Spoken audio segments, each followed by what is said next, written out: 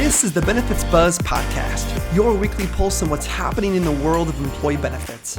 Brought to you by your friends at WEX, who believe in simplifying benefits for everyone. Now listen up and let's get buzzed. Welcome to Benefits Buzz, a WEX podcast. In this episode, we dive into choosing employee benefits for the first time.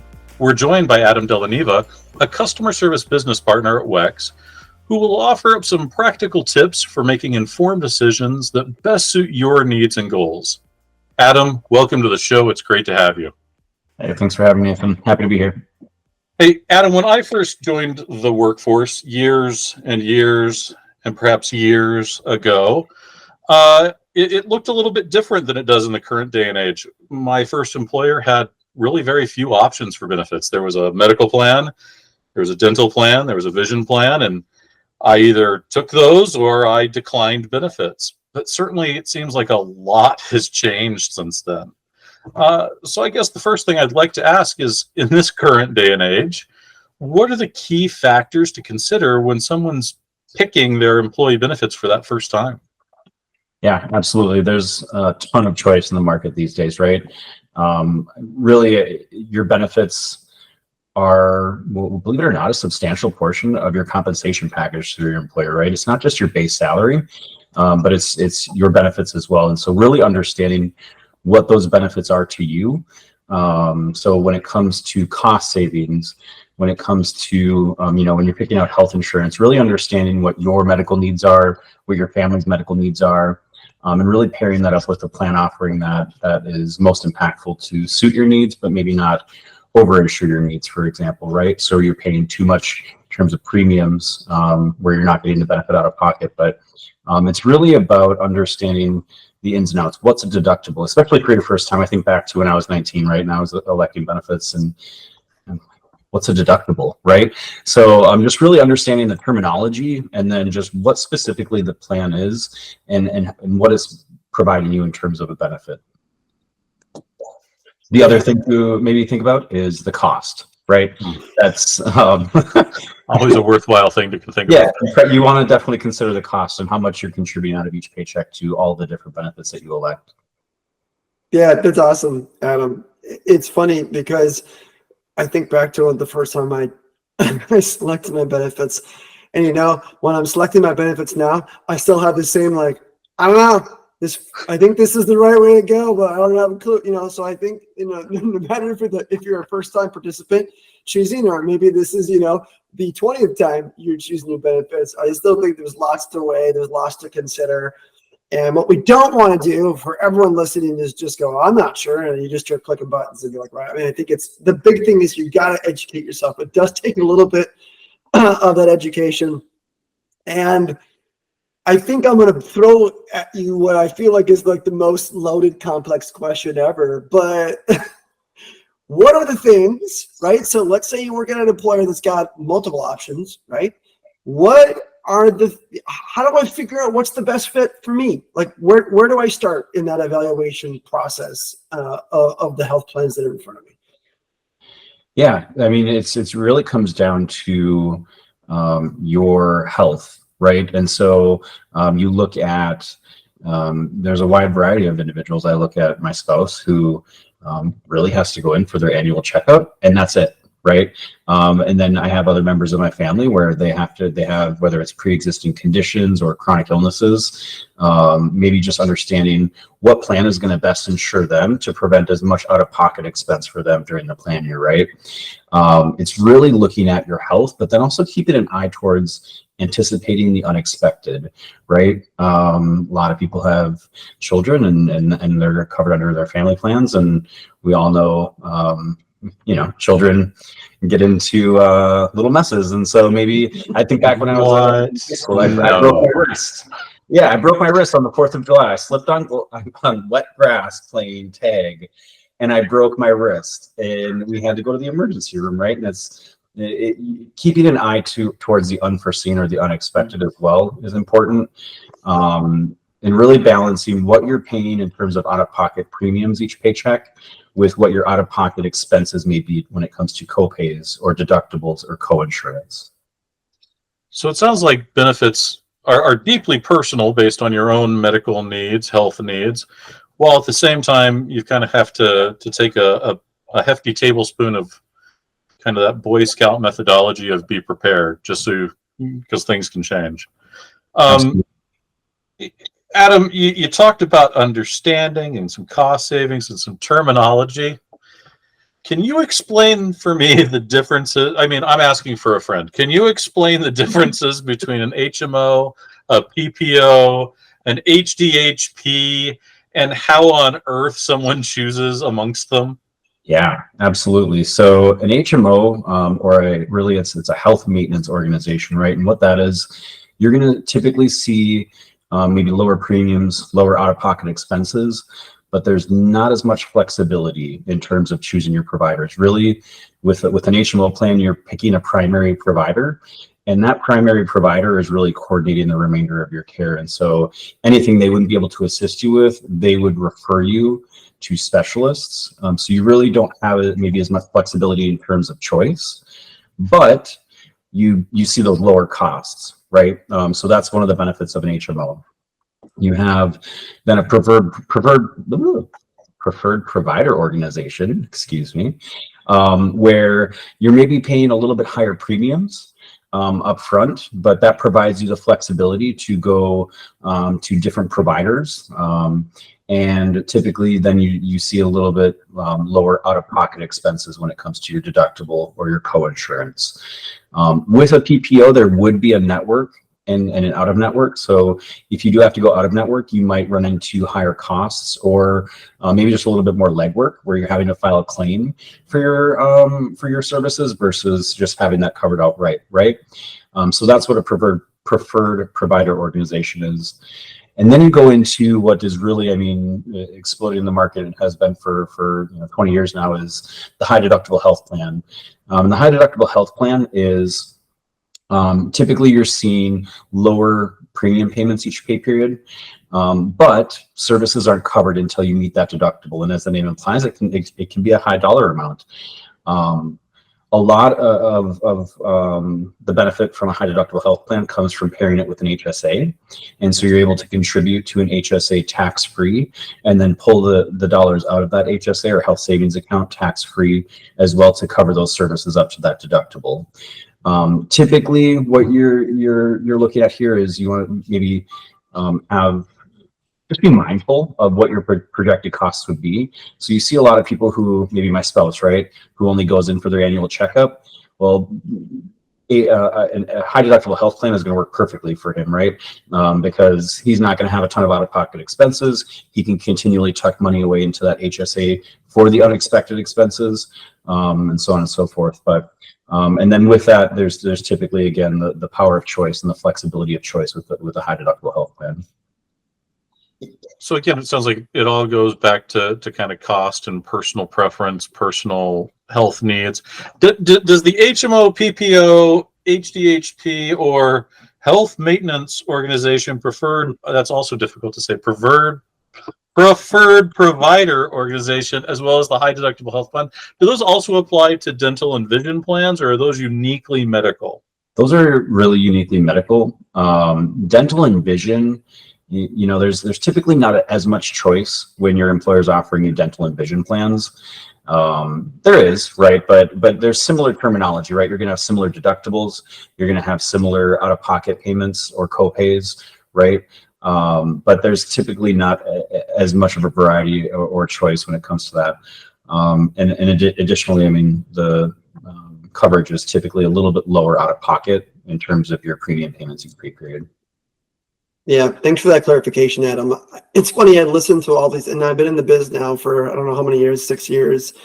We love to use jargon, right? The industry does. We love to use acronyms. It's like when my middle schooler comes home from school and he's saying words like, Riz and Sigma. I don't know what these words mean, right? So sometimes we get the same vibes when we're looking at this, and it's super confusing. So we keep hearing the number one, like kind of barriers is education, understanding what these words are. And so the hope is, right, that during enrollment time, that your employer has given you the tools, a guide book, something to make enrolling clear and understandable. But you know what? I love to ask for help. And so who do we go to when we have questions about this? Hey, HR, right? So, you know, I have maybe a two-pronged question, and maybe break it down for me out of here, right? Like, what questions should I be asking HR? And then the follow-up question I've always heard is, well, HR can't really give you a recommendation. So what can HR actually comment on, and what's the right expectations when we knock on their door for help? Yeah, absolutely.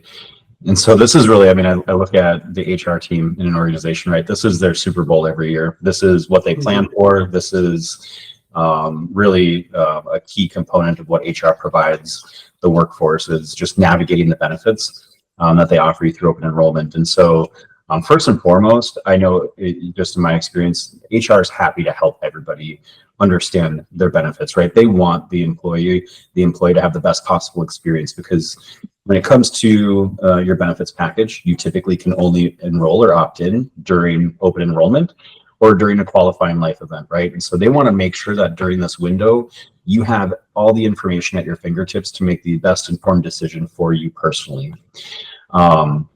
So typically what HR, is going to be able to help you with is really understanding the ins and outs. So when you think of, for a lot of you that are first time benefits enrollees, understanding what a deductible is, they can explain that to you, right? They can explain to you what co-insurance is. They can explain to you kind of what we're covering today in terms of the differences between the plan offerings, right? Maybe what they can't answer and what you maybe want to avoid talking about is just your specific medical conditions. What they can do is they can point you to an individual at the different providers. So whether it's your medical insurance provider or the different medical insurance providers, your vision care provider, or insurer, excuse me, they can direct you to key individuals within those entities to answer more specific questions to your needs, right? They can't tell you what to enroll in. So that's not what they're able to do, but they can definitely hook you up with key resources. And really, I mean, they have tons of handouts. They can provide you plan summary descriptions of the plans to help inform you and then answer questions related to that. But yeah, you typically want to stay away from sort of what you're going through and asking, what should I enroll in? That makes complete sense. The HR team is there to help, but they are not there to be your medical professional. So it's probably good to keep in mind. You talked about resources, and I'm still kind of spinning on the high deductible health plan paired with a whole savings account. I've heard so many good things about that. But full transparency, sometimes the concept of a high deductible kind of intimidates me a little bit, because I don't really know how much I'm going to spend in healthcare costs. I've got a family of 4. I just don't really know. Are there resources where someone can estimate what their healthcare costs are going to be for the year so they are making the right choices with regard to the plan they pick for benefits? Yeah, absolutely. So, maybe this is a shameless plug for our benefits toolkit on wexinc.com, but we even have a calculator out there that can just ingest, certain information, how much you make each year, what your projected expenses are in terms of medical, dental, vision, and then it can provide a suggestion whether a high deductible or a traditional health plan would benefit you. But when you're going through that, you want to think of, okay, each year I'm going to go in for a checkup, right? Each year I'm going to go in likely for a dental cleaning or two, or your 2 dental cleanings, your vision checkup, and then estimating some expenses around that, estimating for the unforeseen, right? The broken wrist during the 4th of July tag. That wet grass, it's dangerous. I wish I had a cool story for that, by the way. I was so embarrassed when I was a kid. I'm like, I wish I had a cool story, but I just slipped on wet grass. Like, that is so embarrassing. Well, it's a good story right now on the podcast, so we'll take it, Adam. If only I knew. But yeah, you really want to plan for the different visits that are coming up, and then again, keeping an eye towards the unforeseen or the unexpected. And then it also doesn't hurt. I mean, a lot of individuals that are enrolling in benefits for the first time are entering the workforce. Well, you have some medical experience, right? You have some medical history. So really looking back at your prior year expenses is really a nice baseline. And then navigating from there would be what I would suggest. Yeah, I guess I hadn't really thought about using like my explanation of benefits from previous years which I know I can get from my healthcare provider or even my health insurance carrier. So that's great. If you're listening to this podcast and you're a regular listener, you've heard us throw the terms HSA, FSA. Adam, you brought it up earlier when we were talking about different types of plans, about a health savings account, flexible spending account, HSA, FSA, right? If it's your first time and you're thinking about enrolling those, give us like the highlights. What should we be aware of when we're choosing those two different plans? Yeah, absolutely. So the health savings account, or HSA, has to be paired with a high deductible health plan. You cannot contribute to a health savings account unless you're enrolled in a high deductible health plan. One of the benefits of the HSA, I'm just going to refer to it as HSA now. I think we know HSA as health savings account. Both plans offer you tax-free benefits, right? So your contributions into those plans are tax-free. One of the key benefits of an HSA is that typically employers also make a contribution to the HSA, and that's just to help you meet that higher deductible amount to cover your out-of-pocket expenses until you do, right? So your contributions are tax-free, your withdrawals for eligible expenses are tax-free, and then really what is a huge benefit for HSA is you can also invest your dollars as it's sitting in that account, and it rolls over year to year to year. And when you come to retirement, you then have really more free range over those dollars for eligible or ineligible expenses tax-free. When it comes to a flexible spending account, or FSA, again, it's tax-free contributions that go into that. That is solely funded by you through payroll deductions throughout the remainder of the year, or throughout the remainder of the plan year. However, those dollars are front-loaded into your plan at the start of the year. So your employer front-loads those dollars, and then you have them to spend throughout the year while you're making that back up essentially through payroll deductions.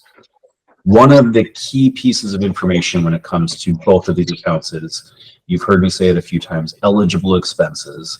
So because of that tax-free status on your contributions, you have to withdraw the funds for eligible expenses. So that would be anything medical, dental, vision, that's non-cosmetic in nature and medically necessary.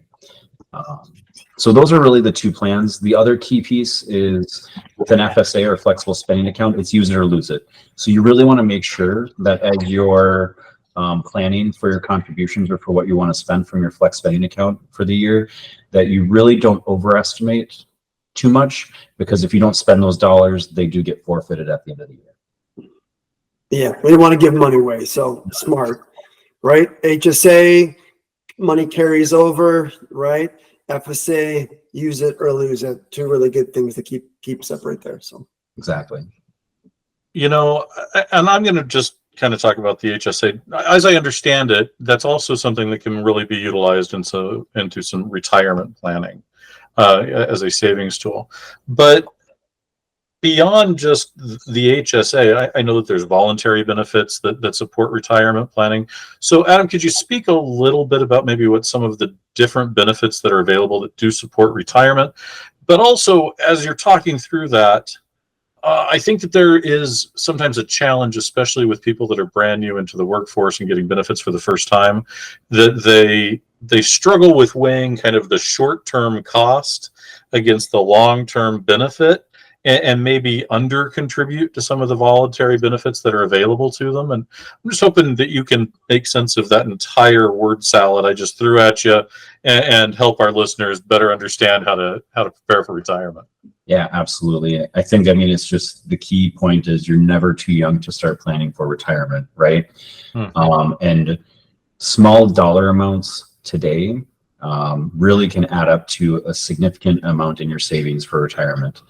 So you look at, say, a 401k, that's really a popular retirement plan that employers are offering. And a lot of employers offer contribution matches up to a certain percentage. And that's free money that's sitting on the table, right? And so if you look at, say, your employer, if you contribute maybe, say, 5% and your employer contributes 5% or 3%, right? And then they match that 3%. Really that is a ton of dollars that just go to your retirement benefit. And then on top of that, you take those, and it's not just your contributions that sit in that account, but a 401k, you really take that and you invest in the market to grow your funds even further, right? And so if there's any way that you can look at your financial situation today, and man, if I can maybe go out to eat once less per pay period to just throw in an extra $50 into my 401k or into my retirement account, then that $50 probably turns into $100 that you're contributing with your employer match. And then that $100, if you take it and invest it, can grow, I mean, exponentially with the market until retirement. And so sometimes it's tough. Sometimes you want to go out and you want to take a date out to dinner, and so you want to spend that $50, right? But really just weighing the short-term sacrifices and where you can kind of give a little bit just for that long-term benefit. Because I mean, the difference in maybe say starting your retirement at 19 versus your retirement at 29 could be 5 less years of being in the workforce and 5 years of early retirement, right? And so it really does add up, and it may not seem like it, but again, this is maybe a benefit where if you look at the internet, there's a ton of different 401k or retirement calculators out there that you can plug in these numbers, and you can literally sit there and watch your money grow. Who doesn't love that? I know. Money on the table, it's growing exponentially. Everything you said about that, Adam, and it really is good advice, because I know early professionals, it's easy to go, oh, this is how much I'm making, and I'm ready for that lifestyle change. I'm ready to have the new car. I'm ready to have and if they can just hold off on some of those things will come in time with their careers. But they can also potentially, to your point, get out of being in the workforce a little bit earlier. Yeah, there's a lot of, wish I would have could, scenarios, going into the workforce that I know now, and whether it's your 401k or now I even think about my health savings account. I'm enrolled in one, and I'm like, gosh, if I would have put just a little bit more, and if I would have known about these beforehand and put a little bit more, that could have compounded, because you can treat your HSA, depending on your offering or your provider, you can invest those dollars and you can use those for medical expenses in the future too. So lots of options. But again, money can be tight sometimes when you're enrolling the first time and you're thinking, how am I going to make it all work with my, cost for rent or home? But all good perspective, Adam. Thank you for doing that. As we wrap up, I think one of the things that I always see online when I'm on social media or I'm scrolling through stuff is like, top 5 things not to do, right? And that's, I was like, oh, I don't want to make mistakes. 8 silly mistakes you made when you were, and so I'm going to ask the same kind of like fun headline grabber there. Everyone's making choices. What do you see, or what would you recommend? Like, what are some common pitfalls, mistakes that people make when they're enrolling in benefits the first time? Any pitfalls to avoid, Adam? It's really a lot of what we talked about today. It's just making sure that you educate yourself and you really understand what you're electing, or even what you're not electing, right? Understanding the benefits that maybe you're opting out of that are being provided to you. So it's really educating yourself, understanding what it is you are electing or passing on, understanding what the premium amount will be per pay period that you're going to be paying for in terms of benefits. I think sometimes people sign up for things and maybe don't fully understand the impact that will have on their paycheck. And then just really, again, educating yourself and making sure that you understand that the benefits that you're providing meet your needs. That's ultimately what you're looking to do throughout this experience, right? Is meeting your needs so that you don't maybe forego an option or a benefit that you're then paying tenfold for during the benefit year out of pocket, right? So it's really protecting yourself and understanding what your needs are and meeting that. And it's utilizing your resources, right? Use your HR team. They're happy to answer any questions that you have. They're happy to direct you to the resources that can provide those answers. It's not just sitting there and just, I don't understand it, so I'm not going to take the time. It's really some homework, but it's important homework to do during this time of year. Such great advice. Thank you so much for joining us today, Adam. I know your insights are really going to help first-time benefit users, and I hope they really do take your message to heart. And thank you to all of our listeners for tuning into today's episode. If you'd like to leave us a review or share topics that interest you, please email us. We'd love to hear from you. That email is benefits.buzz@wexinc.com. Thanks, everyone.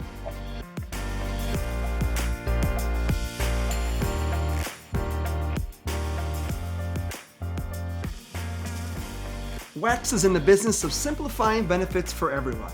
Now, although we certainly hope our podcast sparks some aha moments, like that was pretty cool, but of course we cannot provide legal, investment, or financial advice. And, well, therefore, nothing shared in this podcast should be interpreted as such. We encourage you to seek out appropriate professional advice regarding your plans. Hey, congratulations! You made it through our disclaimer. Thanks for listening.